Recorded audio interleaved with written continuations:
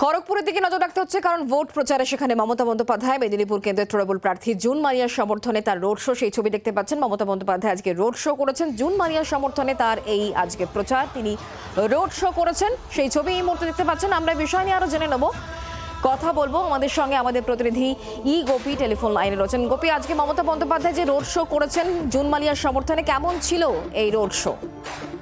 দেখো, তোমায় বলে রাখি, আজ বিকেল 5টা নাগাদ তিনি রোড শো শুরু করেন। খড়গপুর শহরের বিহার মাটিকে রোড শো শুরু করেন। প্রায় 3.5 কিলোমিটার রোড শো চলে।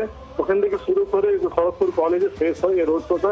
কিন্তু রোড শো চলাকালীন হাজার হাজার মানুষ এই রোড শোতে অংশগ্রহণ করেন। কর্মী সমর্থকের সঙ্গে সাধারণ মানুষও বেশ কয়েকজন এই রোড শোতে অংশগ্রহণ করেন।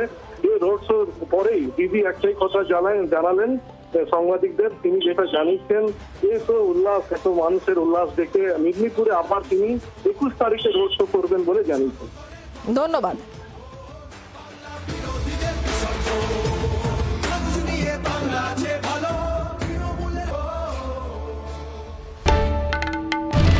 বাংলার আওয়াজ, বাঙালির আবেগ, জি 24 ঘন্টা।